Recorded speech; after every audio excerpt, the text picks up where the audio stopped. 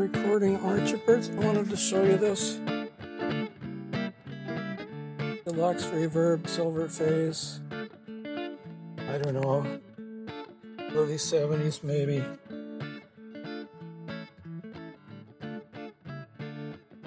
I don't know if you can see that in there. There's some writing.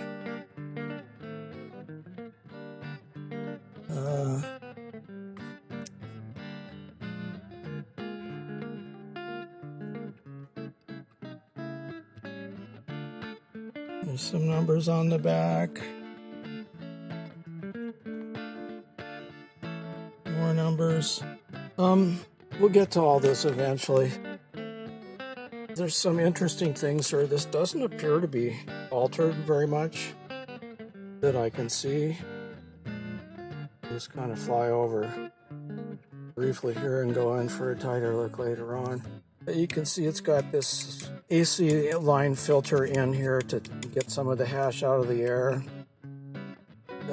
And then there's a grounding switch, a ground lift switch, I suppose it would be, which is actually wired up and probably functional. I haven't tried it, haven't had occasion to. It doesn't hum or crackle or do anything.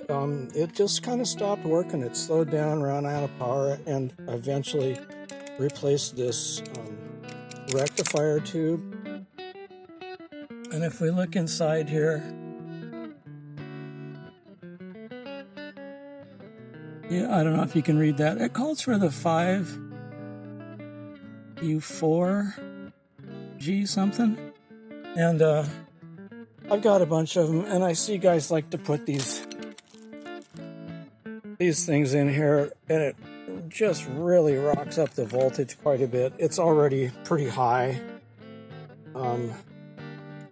Actually, this one seems to be about to spec. I think I had 4 1/4 up here on these plates somewhere.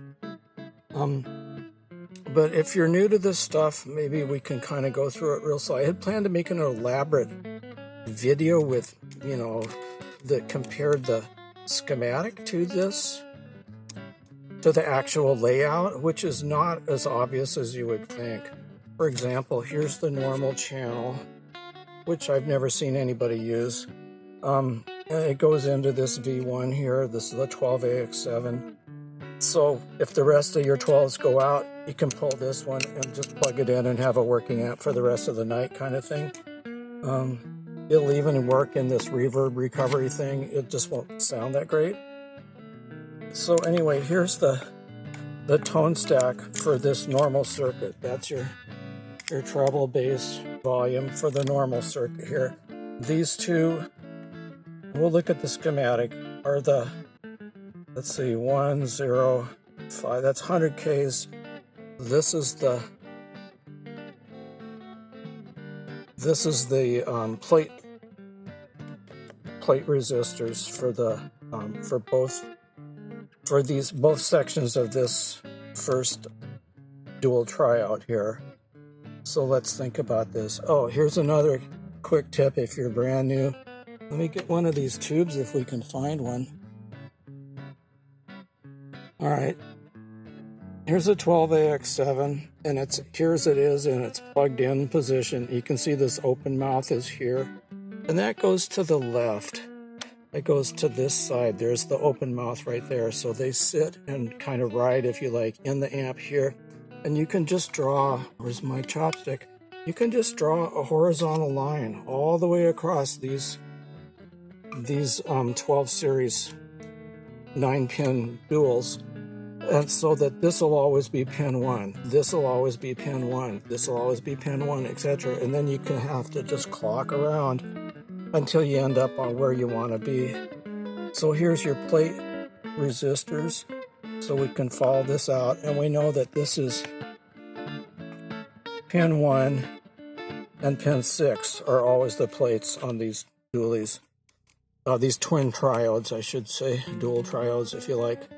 So, and then we come over here, and then this is the cathode. This is your, these might be replacements, I don't know. They're all the same, so maybe somebody did it at the same time. I mean, good God, this thing, let me show you the side of this amp. So this was in a rock band, I'm guessing, you know, and it's all chewed up over here. It's obviously been loaded in and out of a van or something. And you can see it's all chewed up over here. And this one, oddly enough, it didn't smell that bad when I got it. I've had others that just stunk up the car when you were taking them home, you know. And after you turned it on, it just drive you out. Anyway, somebody's put this speaker in. I don't know where the original speaker was. Now I'm upside down and backwards in my head quite a bit, so I've labeled this. This is the correct reverb tank wire for this amp. They're different colors. This is kind of a reddish coppery color. And then the speaker here, and then this other one is an external speaker, and if you accidentally mix this up, you'll get signal, but it'll be hideously distorted. The other thing is that you can see that this is a shorting jack right there. Like if I pull this out, you'll see that shorts what's the secondary side of the output transformer, which means that it's not going through the coil, it's going through the path of least resistance, which is just in a straight line. And we'll look at the, what do you call it, at the schematic in a second, and you'll see that. So this hoopla about, oh, don't plug your speaker, you know, don't plug your amp in without a speaker, probably sound advice, I follow it. But if you happen to not, you know, if you just like screw up, I wouldn't panic, because this, you know, it's not, your amp is not, the tubes are not drawing through that secondary, they're just going through the primary. And maybe that's bad to not have to just go through the primary and not the secondary, who knows. But they put this here for a reason, and I'm guessing the reason was safety for the reliability of the part. Here's the standby. Now my ongoing belief is still that if you leave the standby off, in other words, this is disconnected the power supply to the doghouse, the B+, and you turn this on, that's the heater string. This light should come on, and then the heaters will light up and warm up the little tubules, and then you'll have the, you know, all the thermionic excitement and such will be ready to go. And then you snap this bugger on, and now, you know, in a few minutes that'll come up to temp, and you can play your amp. It'll actually amplify. What do we got here? I wanted to check this. I found this method for, you know, checking your bias and measuring the DC resistance of the output transformer, which I was under the impression you were not to pass DC through an output transformer. It magnetized it or messed it up or something. Who knows? I'm not a scientist. I should say that up front. By disclaimer, I'm not a technical expert. I took an electronics course 40 years ago. I'm a pilgrim like you, so, you know, struggle on your own. But anyway, that being said, I've fixed a lot of amps. They sound pretty good. They've held up okay. Somebody had the bias up to -44. That's your bias, your crude bias as they call it. And it doesn't have a fine bias. And this is just the way these amps were made. They had this little resistor here to make sure you had some resistance, even if this was dialed back all the way accidentally or something. And then in here you can see that's your diode that's in backwards, and here's just the standard resistor that goes in there. This looks to me to be just like the day it was made. The difference between this and the, what do you call it, the Princeton Reverb, is that this has its own bias tap off the power supply, which is this guy here. No, wait, sorry, my bad. This guy here, red and with a blue stripe. Yeah, red with a blue stripe is coming in back here. So that's the tap for the bias, an individual coil coming off the power supply. On the Princeton, you'll see it comes off this reverb tube. It's shared or scavenged, if you like, off one of these B+ supplies here, the B+ end, and then goes into the same exact setup and comes through and ends up, and the spec on the schematic for this deluxe reverb is -35, or is it 34? Anyway, it's somewhere, this wasn't 44, so I've got to go review some bookwork here. I looked online, and that's not going to help me anymore. It's just people trying to sell stuff. So anyway, this is kind of weird here. This cathode,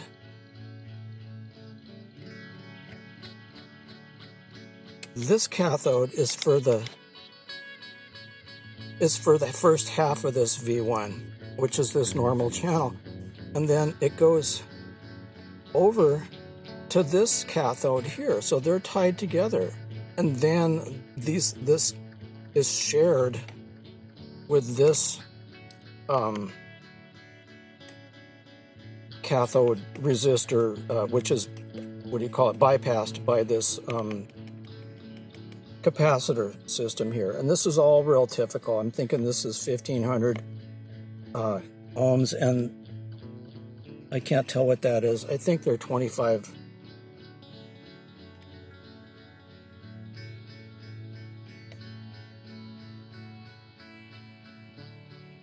Yeah, 20 microfarad at 50 volts, which is good, which is about right. So I'm thinking maybe these were changed, because it seems like the older amps, these were 25s originally. I'll have to look. But all these blue buggers are definitely probably from the factory. And they were a little greasy, which means they might have sweated quite a bit, I think. And they've got this kind of lump and hump on the top here, so I don't know. We might try and check those for some kind of leakage, but in a crude sense, I don't have the setup for all that, and I don't know how. But it seems like if you just put a DC meter after these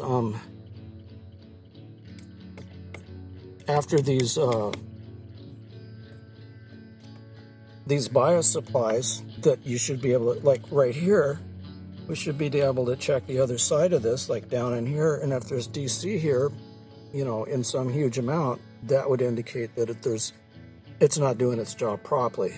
Probably still doing its job, but not properly. So then you can see these kinds of, this is all the B plus supply here, coming in here. Where's our doghouse? See, that's the output. Yeah, and this is from the capacitor bank that's on the top of the amp.